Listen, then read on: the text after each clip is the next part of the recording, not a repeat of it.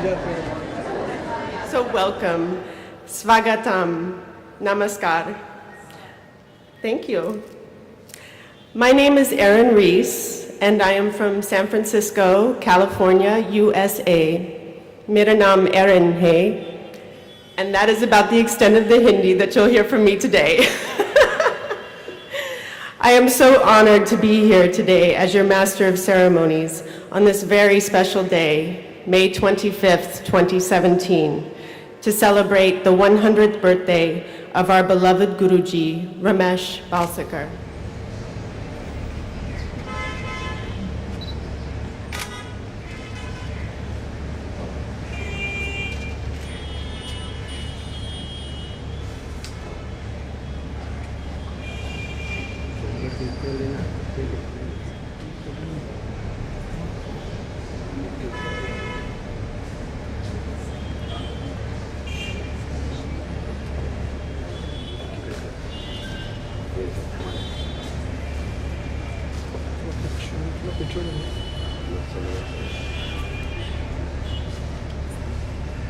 Happy birthday to you.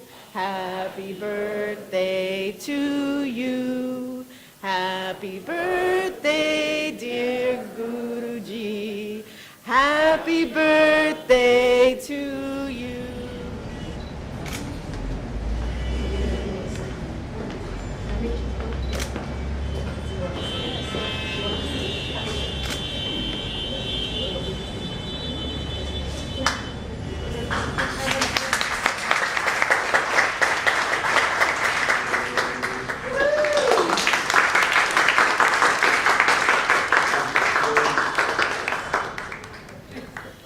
Now for the exhibition.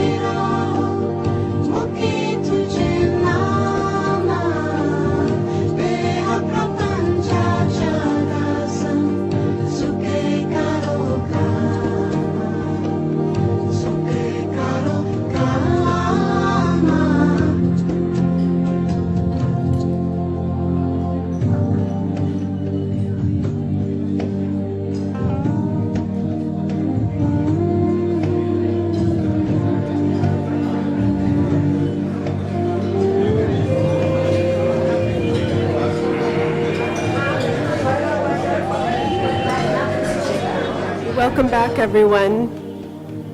I hope you enjoyed your lunch. It was delicious, wasn't it? My favorite was the date salad. Wasn't that good? So before we get started with our afternoon's festivities, I've been told we have an announcement that today's speaking tree in the Times of India is about Ramesh. So please make sure that you check out the newspaper today, okay? So let's get started with our speakers. Our first speaker of the afternoon is the man whom Ramesh considered to be his spiritual son. Wayne Lickerman was both a seeker and a family man with a successful export business when he met his first and final guru, Raméše Balsekara. When Yogesh asked me to speak at this event, I was tempted to write something down in the hopes that I wouldn't disappoint. But I decided against that. And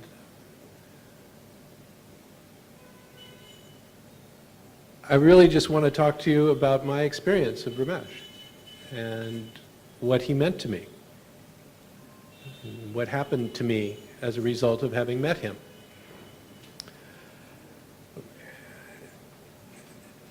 As Aaron mentioned, I met him on September 16th, 1987, so I'll do the math for you. That'll be 30 years in September. And in a talk in Los Angeles, California. And it was his first public talk on the subject to a large group. Prior to that, the people would call up and come to Sindula, but this was his first big public talk. And he approached it with a sheaf of notes, and he stood at a lectern like this, and he read a speech about Advaita, and how the noumenon actuates into the phenomenon, and the phenomenon is aspect of the phenomenal manifestation. And I did not understand a single word of what he was saying. It just went totally over my head. I had no reference point to any of this. And I think that was the good thing. I didn't understand it. And the way this teaching and the way it happened for me was that the next time I saw him in a small gathering up in the Hollywood Hills, when he walked in and sat down with a group of 15 of us or so, my heart broke open. That's what happened to me. The teaching came to me through my heart, and that was not expected. I'm always considered myself to be a much more mental person than an emotional one. But I didn't understand this. It made no sense to me. But I could not deny the feeling I had in his presence. And so he came to me through my heart. And that's where he remains to this day, in my heart. The teaching, he was a brilliant man, a phenomenal writer, very prolific, as you well know. And his teaching is quite complex, quite varied and interesting. And it came to me, I got it, I understood it. I have a fairly good intellect. I was able to comprehend what he was saying, and it didn't take too long. But that's not what was important, and it's not what is important now.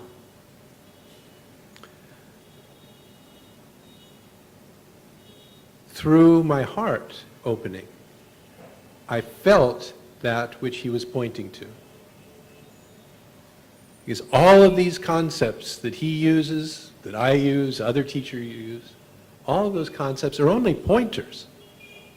They're not truths. None of them are truths. Mine are closest to the truth, but but really none of them are.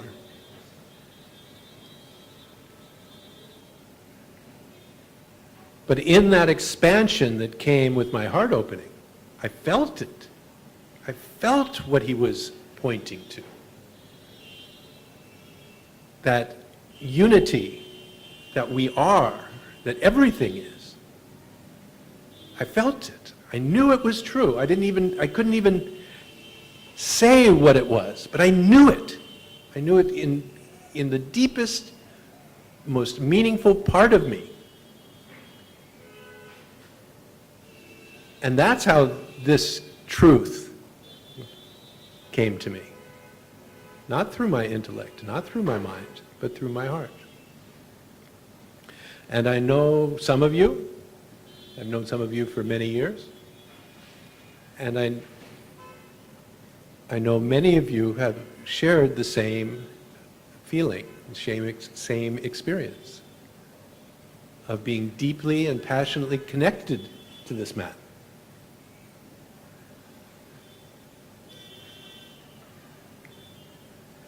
So for me, this event is about gratitude.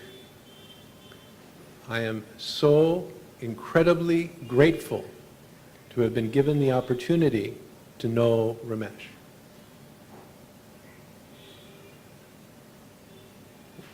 I am so grateful for what that connection did for me.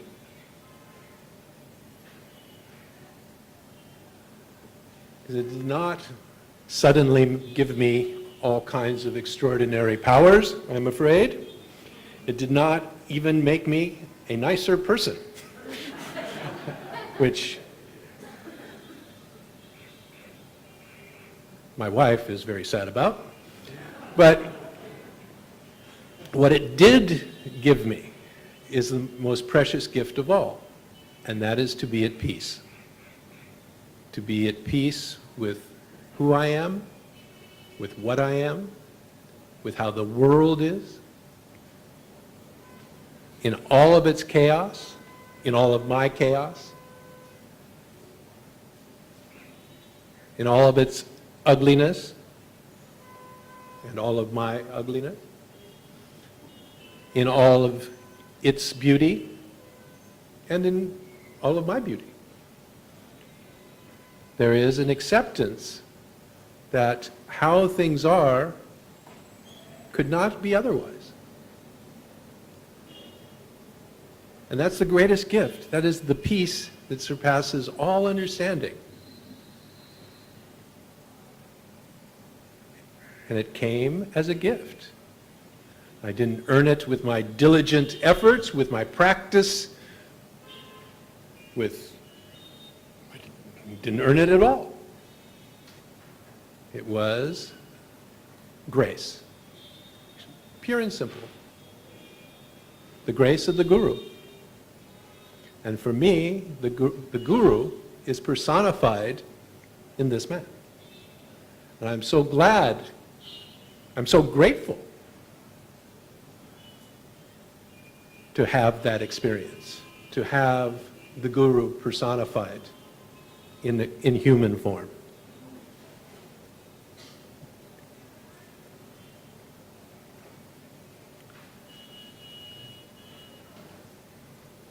So with that gift came another amazing gift.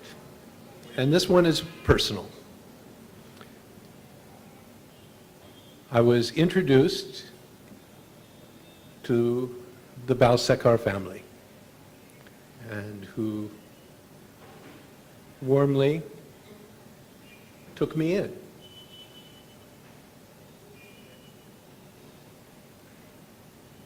And that's an incredible gift.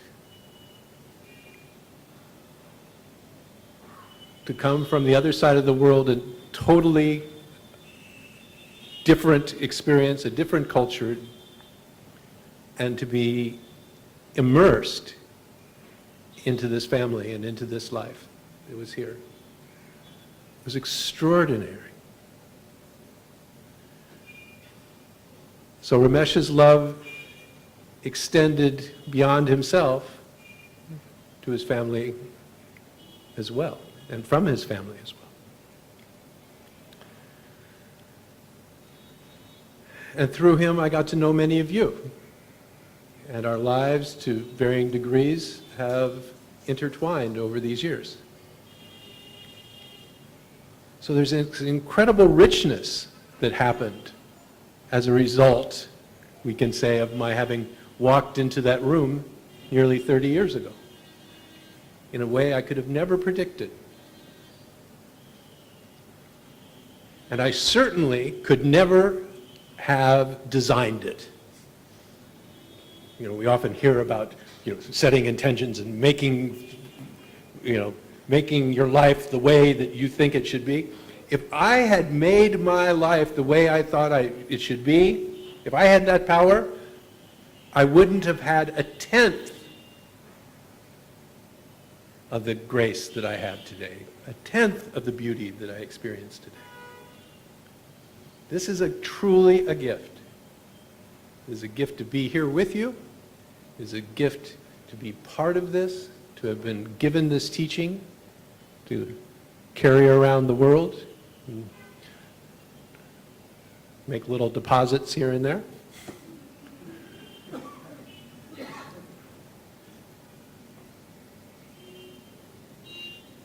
And hopefully, to help spread some of that love and openness that was so freely given to me by Ramesh. So, there's a lot more to say. There's always a lot more to say for me when it comes to Ramesh.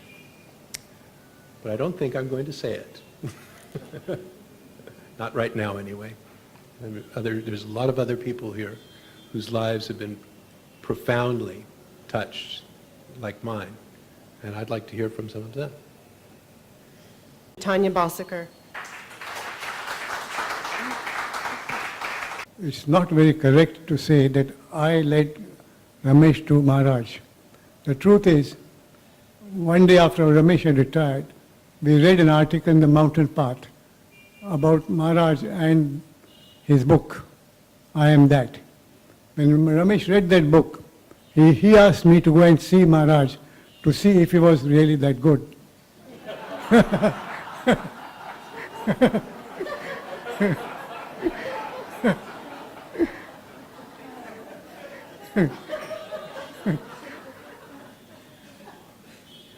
And I went to see Maharaj and was duly impressed. And I told Ramesh so. Then Ramesh wanted to see him, but before he went to him, he asked me to ask Maharaj that he was already going to another guru, and whether he could come and see Maharaj. Maharaj said he could go to 100 gurus, but he could always come to see him. So after that, Ramesh went to see Maharaj, we went to see him, and our life was totally transformed. It's my pleasure to now introduce to you Akshata. Where are you? Ideal for me to talk, but I think I don't know what to say. It was wonderful being able to stay with him.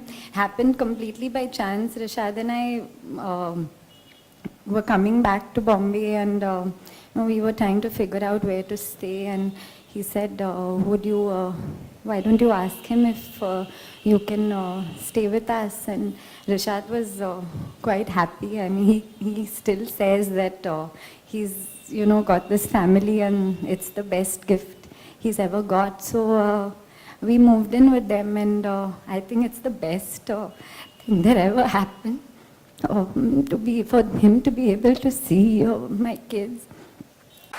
Murti was Guruji's most loyal servant, and he is himself the author of books on Ramesh and the teachings. Known and loved for his fantastic sense of humor, he was always so warm and welcoming, but he did have that other role, escorting people to the hot seat to look the tiger straight in the mouth. Without further ado, let us welcome Guruji's right-hand man, the anchor of all satsangs, our dear... The first time I met Ramesh, okay, I told him all about me, meeting Maharaj, and for 45 minutes he wouldn't allow me to complete a sentence. And I don't remember what he talked to me for 45 minutes, except what did you get from Maharaj? Or whatever Ramana Maharshi said was a concept, and that was a shock for me. But after 45 minutes, I felt so light. I told my brother, he is my guru. I mean, nobody made me feel so happy.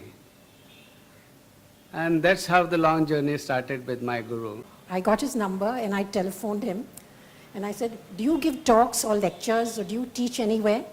He says, no, but people come and talk to me, so you're welcome if you want to come and talk to me. So as luck would have it, he was just a very short distance from my house. So I went and saw him. And what he became for me, I felt like rebirth. I felt I was reborn with both Sharda and Ramesh as my parents. He taught me to live, to love, and to laugh. He put me on the path of self-acceptance like nobody else. I didn't know what a guru was. I was not interested in having a guru. So Murthy had asked me once, in the early months, is Ramesh your guru? And I had to think about it. So it came to my 30th birthday. I had a very rough time at work. And I told my mom, I said, I'm going to be at home. I'm not going to celebrate because it's been a rough year. And the doorbell rings and Ramesh walks in as a surprise birthday gift.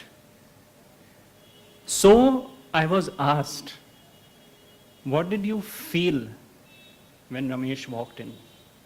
And my immediate answer was, I felt God had walked in. And then I knew that this is what a guru is. The God in human form. There were 3 of us who went to meet him.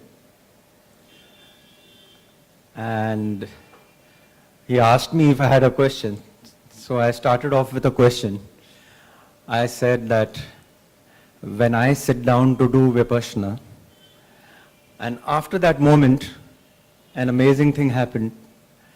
The question just dissolved. There was no question left. And all of us were laughing so much till we had tears in our eyes. And I knew I had come home. I knew he's my guru. Nothing has really changed in me, other than that I'm really enjoying life like a kid. I just don't feel like an adult anymore. Totally feel like a kid. I go to the forest for treks. I go to Canary Caves regularly.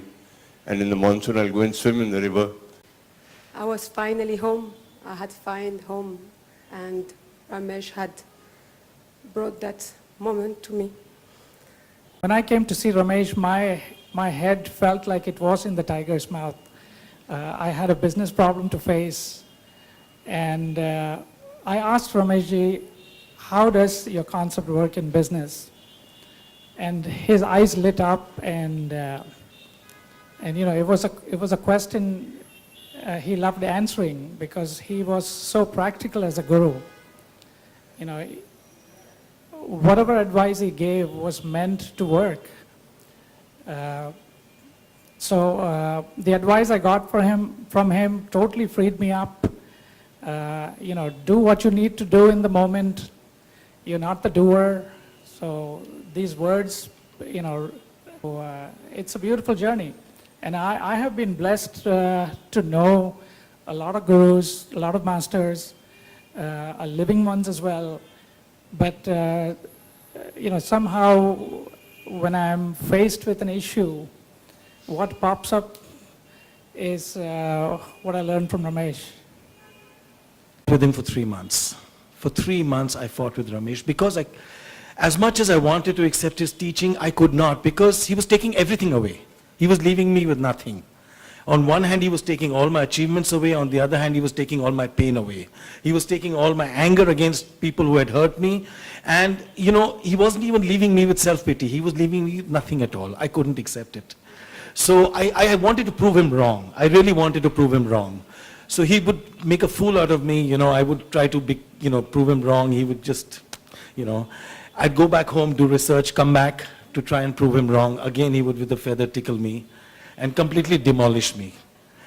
After 90 days, there was one line he said, it finally hit me here, and I just got it. Seat Capers, which is going to bring out some of the lighter moments of the satsangs, some crazy moments, some jokes and stories, highlighting Ramesh's lighthearted personality. Hot Seat Capers. Yes, you are right. You are right. You are right. You know, once there was which happened. When I was in, and later on I told that it's an old story, but it actually happened in my case. When I was in Ahmedabad, as the manager of the Ahmedabad branch, one man came in the morning, or Sunday morning, and complained. My wife does this, my wife does that, my husband, she doesn't listen to me, this, that, and the other. So, this is what I've been doing, this is what I'm. So at the end of it, he said, do you think I'm right? I said, you're right.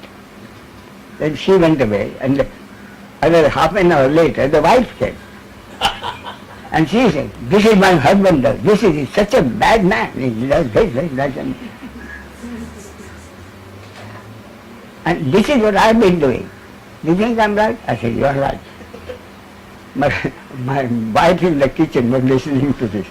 So she comes up. He said, what nonsense is this? How can you tell him he's right and also tell her he's right?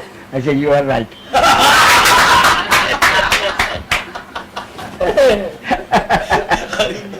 Actually happened. Attention, and welcome back Yogesh, who will now bring us the book launches from Zen Publications.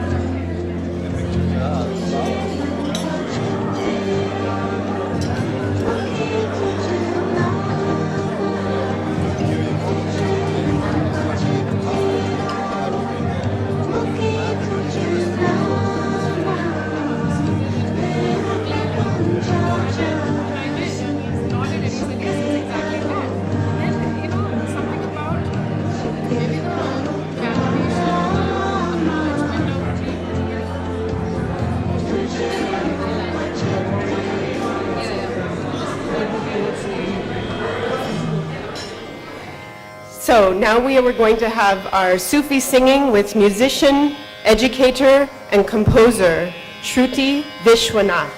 Oh,